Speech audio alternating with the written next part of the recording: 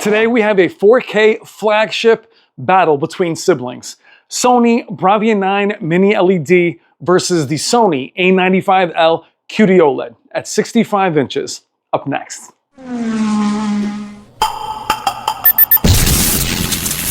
I've seen things people wouldn't believe.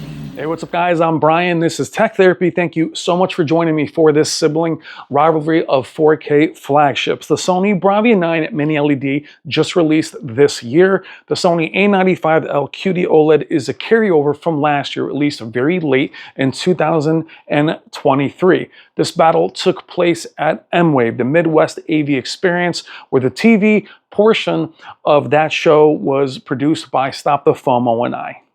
Now, the best TVs in the world were present at that comparison, yet a lot of eyes were drawn to the competition between the two siblings, the A95L QD-OLED and the Bravia 9. They were right next to each other. All the TVs there were at 65 inches. It's a very interesting comparison. They are in their most accurate presets throughout this comparison. I will follow up with the 85-inch Bravia 9 versus the 77-inch QD-OLED A95Ls. I do feel the Bravia 9 is a different animal at 85 inches. We will do that comparison at Value Electronics in the next month or so. But without further ado, let's check out the Sony Bravia 9 versus the Sony A95L QD-OLED, both at 65 inches. Thank you so much for watching.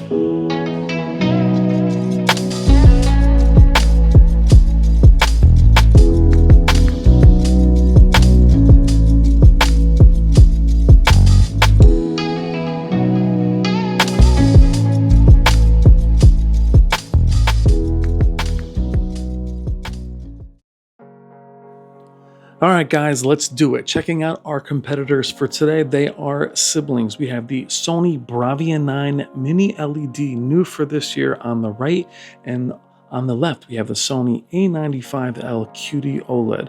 Both are 65 inches. Now we'll take a moment just to look at their design as we go from each panel. You'll see the differences in this year's Bravia 9, Bravia 8, Bravia 7. You'll tell by the stands. They're actually flat now. And since we had the bar 9 there, you can see how the soundbar can fit underneath. Very different than last year's kind of more lifted stand. These are more flush. Obviously, the thinner OLED and the more thick Mini LED to allow for the backlight master drive. Now, throughout the comparison on angle, they look almost identical. You can see off angle, the Bravia 9 will lose its color, but look how far off angle I have to be. Most people didn't even notice that it was the Bravia 9 being a Mini LED simply because the off angle viewing still looked pretty amazing. Now, the A95L and Bravia 9 will remain in professional, their most accurate preset the entire time. I will deviate from this preset when I do the rematch over at Value Electronics when we go 85 inches versus 77. Simply because I had very little time due to Wi-Fi problems we had at M-Wave for me to really control the content. So I shot a lot of this footage in professional, and then as I went to get out of the presets to try some others, we ran out of our data cap. So I was pretty limited, so I captured this footage for you. Still be a rather long video, and it is still very compelling. Special thanks to Sony for sending over the A95L, the Bravia 9, also the 98-inch X90L, and 2 sound options, the Theater Bar 9 and the Quad system. We also had 2 Andrews there helping us. You'll see pictures of them right now. They helped us set up. They helped us assist those that had questions the entire weekend. Also, special shout out to Miguel, who was there the night before and helped us the next day. Also, shout out to Jack and Yukio, both from Sony. Thank you guys so much for all of your help and support at M-Wave. We also had support from both Samsung and LG. Shout out to George from LG. Everybody was amazing, and everybody was very interested in all the TVs that we had there. But why I really wanted to film the A95L QD-OLED and the Bravia 9 is so many people came in looking for the Bravia 9, it being the latest hot TV. I can't tell you how many people pointed to the QD-OLED thinking that was the Bravia 9. Now, what's interesting about that is the fact that they looked identical in a lot of content. That is a awesome benefit or a tribute to both of them for even looking similar, considering how bright the Bravia 9 is, but also the contrast ratio and brightness of the A95L QD-OLED. Meaning the fact that they look somewhat similar is pretty amazing considering the different technologies. Now you'll spot differences in all these demos as we go throughout. But as I mentioned, it really speaks to the contrast ratio of the Bravia 9 and also the brightness of the A95L QD-OLED. Now we had the TCL QM8 at the end, and you can see the very narrow viewing angle. Even though the QM8 was very bright and is a mini LED, the viewing angle was very narrow. Remember, we're also in a massive room at 65 inches. You saw the Bravia 9 retain a lot of its color and detail even off angle. You had to move way over to really notice it, which I thought was excellent. I wasn't able to really see that in the store at Value Electronics when I shot the 65 inches. There's really not that much room. So you really get to see the viewing angles on these TVs in a room as massive as this one. Now you may wonder why I say I want to rematch these displays again at a later date. Well, simply because I feel for any mini LED to beat an OLED outright is nearly impossible. Having that pixel control, pixel by pixel, is nearly impossible to beat, especially something like the A95L QD-OLED, which again is brighter than WOLEDs and is very refined. Both TVs have XR clear processing and the cognitive processor, therefore they're equal in regards to processing. Now the A95L, while it was released last year, the UI, the interface, everything is basically a 2024 TV, so the advantages in processing aren't there. It's not like I'm putting a Bravia 9 against a true competitor from last year. They both look amazing, and again, having them matched in their professional presets, their most accurate, was fairly easy to do, and why they look so similar. What you'll see in some shots right here, even with the rocks on the beach, is white is pure white. That is not just the camera. You wouldn't be able to see that on the A95L alone, but together it does show up. Now, it's not an issue with the sensor picking the technologies up differently. It's the fact that the white on the mini LED is pure white. In these shots, they do look more similar. You see the local dimming on the Bravia 9 is excellent. The 65-inch, 75-inch, and 85-inch all have excellent local dimming with the backlight master drive, a true predecessor of the legendary Z9D Master Series. Now, the A95L was last year's King of TV winner from the Value Electronics TV Shootout and regarded by many as the best TV in the world.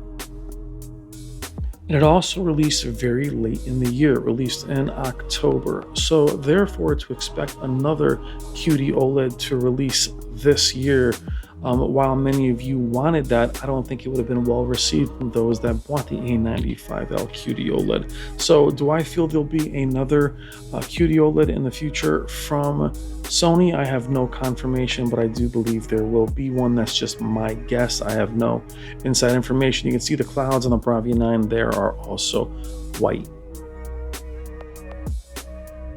I just did a video with Stop the FOMO, who has the new reference monitor from Sony that works in tandem with the Bravia 9, meaning that the extra brightness from the Bravia 9 is really there to resolve 4000 nit content. Not that it's capable of 4000 nits, but to keep that detail and that gradients in shadow detail with 4000 nits without it clipping. That's why they created the Bravia 9, why it's a different system altogether from previous LEDs and mini LEDs from Sony's past.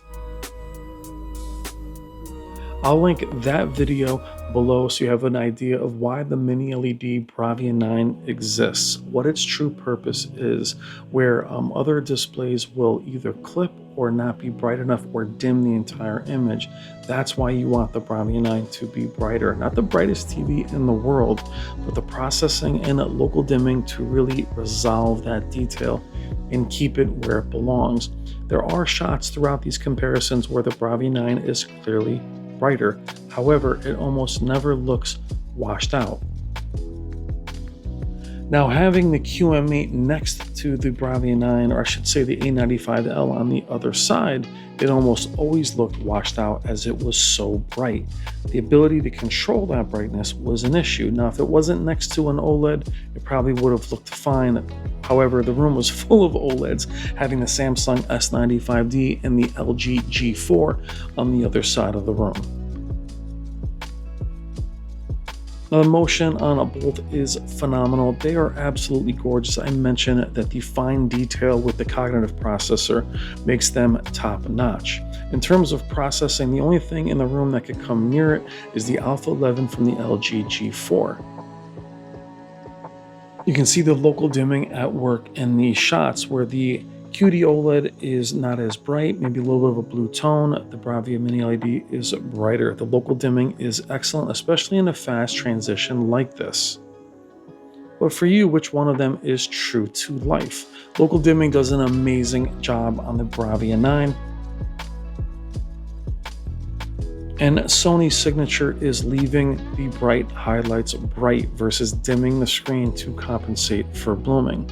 Their signature over the last many years is to worry about blooming last, while keeping the fine detail and shadow detail, while the other manufacturers, in order to control blooming, will either crush the detail or therefore gray out the entire image, which is also distracting. They will remain bright throughout, which you can see again in many of these shots.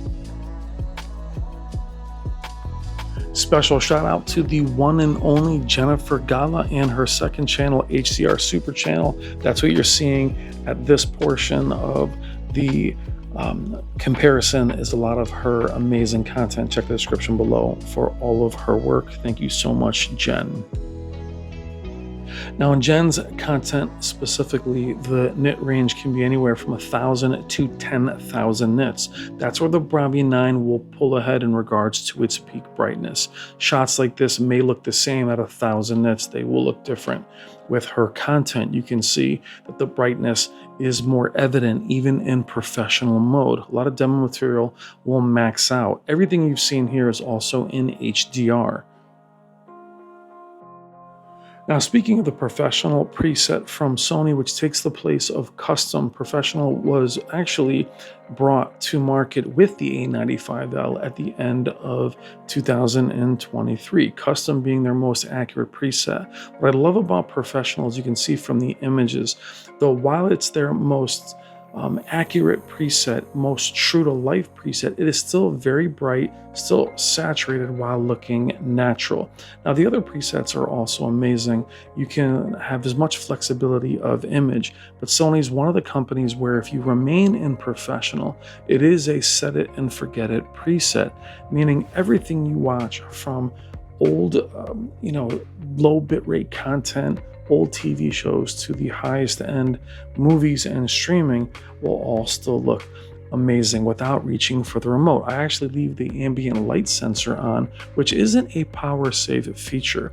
What it does is if you're in a very bright preset, say standard or even a vivid mode, as soon as the lights change in the room, the TV will begin to change to a more calibrated image without even leaving the preset. So if you have a Sony TV, try the ambient light sensor. Believe me, I keep it on my own Sony TVs at home, but I love that about them. You don't have to change presets depending on what you watch. Now, throughout this comparison, what differences have you seen between shots like this, the local dimming keeping up on the Bravia 9, but also the whites being pure white? Managing the camera and the exposure and everything that we can to keep the TVs looking as natural as possible. You can see the difference in the brightness on the mini LED versus the A95L. Now keep in mind, the A95L is not a WOLED, it is a QD-OLED second generation. It's the brightest Sony OLED on the market. Sony does have the Bravia 8, which is the replacement of last year's excellent A80L. I have a few videos on the Bravia 8. It is also excellent. Now, this is where I lost Wi-Fi, and Andrew from Sony saved the day with Sony material, also above 1,000 nits, which is why you're seeing the differences in the image, but also why this comparison was filmed primarily in professional. I would have kept it in professional pretty much anyway because I like the preset and the differences were evident. Well, what are you seeing in this comparison? Again, as I mentioned, very hard for any mini LED ever to really beat an OLED at the same size, let alone a quantum dot OLED like the A95L. Perhaps in a 65-inch quantum dot OLED from another manufacturer where the processing is not quite as good, the Bravia 9 would have a better shot. However, not from the same company with the same processing. Even then, a lot of people in the room preferred the brightness of the Bravia 9. Now, I'm a mini LED or LED fan way back, even before the legendary Z9D. I had moved over to OLED about 5 years ago. I like the micro contrast. I love the black level. However, when I finally saw the 85-inch at Value Electronics, I quickly, or should say, started to change my mind as the impact of the size, peak brightness, local dimming, was something that was hard to turn away from. That's where the 85, even over the 83-inch OLEDs, gives it an advantage. That extra immersion of just that few inches with that peak brightness will easily pull you away from the leading OLEDs at 83 inches. I certainly felt that way when viewing the 85-inch Bravia 9. Now, here we are near the end of the video. What are your thoughts on the Bravia 9 Mini LED versus the A95L QD-OLED? I'm going to follow this video up with a tech therapy video of our favorite TVs of the year if we were buying our very own, spending our own money. I'm amazed the Bravia 9 is this close to the leading OLEDs, or one of the leading OLEDs in the world, the A95L. What are your thoughts on this comparison? Is the Bravia 9 something you are considering, or the A95L QD-OLED, which is also carrying over? Now, in my opinion, while they're no longer called Master Series, just because of the name change for me in terms of their spirit, build quality, and picture quality and accuracy out of the box, as far as I'm concerned, they're both Master Series. But the Bravia 9 is the replacement for the X95L, as well as, for me, the 8K Z9K. Guys, let me know what you think in the comments about both the Bravia 9 and the A95L. As I mentioned, I will follow up with the 85-inch Bravia 9 versus the 77-inch A95L in a few weeks at Value Electronics. Thank you to everybody that attended M-Wave and watched. Thank you for supporting us. I'm Brian from Brian's Tech Therapy. Please consider liking and subscribing. I will see you in the comments. Love you guys. Take care.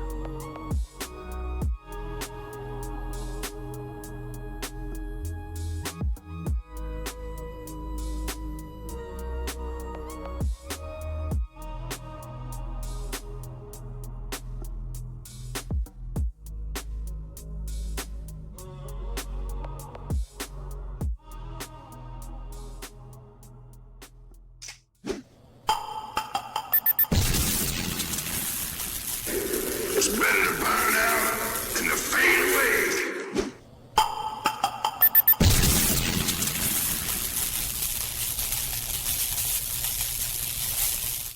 can be only one.